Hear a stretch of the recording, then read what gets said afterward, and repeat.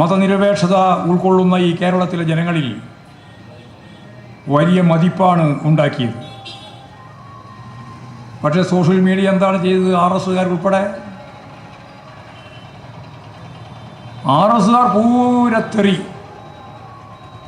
BJPക്കാരും RSകാരും രണ്ട് സഹോദരങ്ങൾ കാശ്മീരിലുണ്ട് എന്ന് പറഞ്ഞപ്പോൾ ഉള്ള ഒരു മതസൗഹാർദ്ദ അന്തരീക്ഷം ഉണ്ടല്ലോ,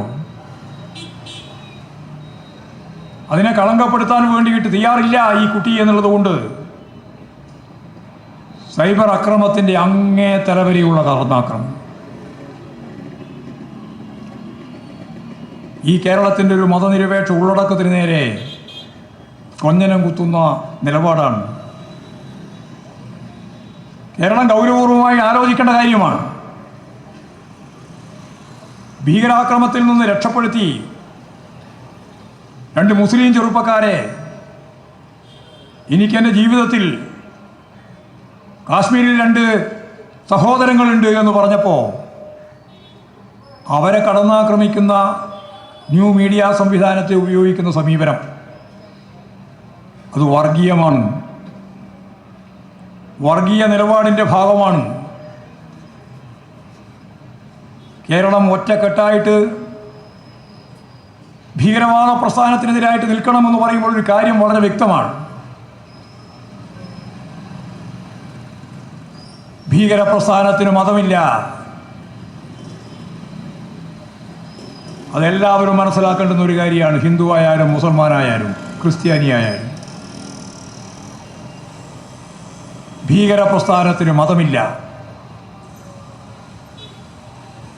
ഭീകരവാദികൾ കടന്നാക്രമണം നടത്തിക്കൊണ്ടിരിക്കുമ്പോൾ അവരുടെ കൂട്ടായിട്ടുണ്ടായിരുന്ന ഒരു മുസ്ലിം ചെറുപ്പക്കാരൻ ആദിൽ, ആ ചെറുപ്പക്കാരൻ വെടിവെക്കുന്ന തീവ്രവാദികളുമായിട്ട് ഏറ്റുമുട്ടി. അപ്പോഴാണ് ആദിലിനെ വെടിവെച്ചു കൊന്നത്. ആദിലിൻ്റെ മതം നോക്കിയിട്ടല്ല, അതൊരു മുസ്ലിം കുടുംബാംഗമായിരുന്നു. ആ ചെറുപ്പക്കാരനെ മൃഗീയമായിട്ട് കൊന്നു. ഈ കൊല ചെയ്യപ്പെട്ടവരിൽ ടൂറിസ്റ്റുകൾ മാത്രമല്ല, അവരോടൊപ്പം തന്നെയാണ് ആദിലുണ്ടായിരുന്നത്.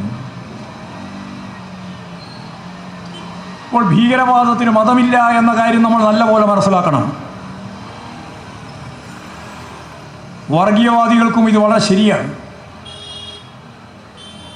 വിശ്വാസികളെയാണ് അവർ ആശ്രയിക്കുന്നത്. ഒരു കാര്യം ഞാൻ ഇതിനൊപ്പം തന്നെ പറഞ്ഞു വെക്കാൻ ആഗ്രഹിക്കുക. ഒരു വിശ്വാസിയും ഒരിക്കലും വർഗീയവാദിയല്ല.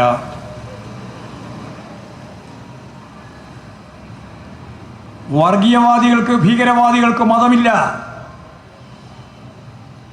മതം ഒരു ഉപകരണമായിട്ട് ഉപയോഗിച്ചുകൊണ്ടിരിക്കുകയാണ്. ഈ തിരിച്ചറിവോടുകൂടിയേ മതനിരപേക്ഷതയ്ക്ക് വേണ്ടി പ്രവർത്തിക്കാൻ നമുക്ക് സാധിക്കുകയുള്ളൂ. കേരളത്തിന് മതനിരപേക്ഷ ഉള്ളടക്കമുള്ള ഒരു അടിത്തറയുണ്ട്. ഇവിടെ നവോത്ഥാന പ്രസ്ഥാനവും ദേശീയ പ്രസ്ഥാനവും തുടർന്ന് കമ്മ്യൂണിസ്റ്റ് പ്രസ്ഥാനവും എല്ലാം രൂപപ്പെടുത്തി വളർത്തിയെടുത്ത ഒരു മതനിരപേക്ഷ ഉള്ളടക്കം. ആ മതനിരപേക്ഷ ഉള്ളടക്കത്തെ നിർത്തിക്കൊണ്ട് മാത്രമേ നമുക്ക് മുന്നോട്ടേക്ക് പോകാൻ സാധിക്കൂ. ഇവിടെ കേരളത്തിൻ്റെ പൊതുചിത്രം നിങ്ങൾക്ക് എല്ലാവർക്കും അറിയാം. ഇവിടെ ഒരു മഴവിൽ സഖ്യമാണ് രൂപപ്പെട്ടിട്ടുള്ളത്. CPIM ഒന്നാം നമ്പർ ശത്രുവാണ് BJPക്ക്. കോൺഗ്രസിൻ്റെ ഒന്നാം നമ്പർ ശത്രു CPIM. ഇത് രണ്ടും പ്രധാനപ്പെട്ട രണ്ട് പ്രതിപക്ഷ പാർട്ടികൾ കേരളത്തിൽ. ഇനി ഞാൻ വളരെ ഗൗരവത്തോടുകൂടി പറയാൻ പോകുന്ന ഒരു കാര്യം, കാശ്മീരിലെ ഭീകരാക്രമണത്തിനെതിരായി കാശ്മീരി ജനത ഒറ്റക്കെട്ടായിട്ട് മുന്നോട്ടേക്ക് പോയപ്പോൾ വേറിട്ട് നിന്ന ഒരേ ഒരു വിഭാഗം ജമാഅത്തെ ഇസ്ലാമി. അത് കേരള രാഷ്ട്രീയത്തിലേക്ക് പ്രയോഗിച്ചാൽ കൃത്യമായിട്ട് നിങ്ങൾക്ക് മനസ്സിലാവും. ഇവിടെ ജമാഅത്തെ ഇസ്ലാമി പൂർണ്ണമായിട്ടും UDFൻ്റെ ഭാഗമാണ്. ലീഗിൻ്റെയും കോൺഗ്രസിൻ്റെയും ഒപ്പമാണ്. അവരുമായിട്ട് വേദി പങ്കിട്ടാൽ എന്താ കുഴപ്പമെന്ന് ലീഗ് നേതാവ് ചോദിക്കുകയാണ്. ദൂരവ്യാപകമായ ഫലമുളവാക്കുന്ന പ്രശ്നമാണത് എന്ന് ഇപ്പോഴെങ്കിലും ജനങ്ങൾ തിരിച്ചറിയും.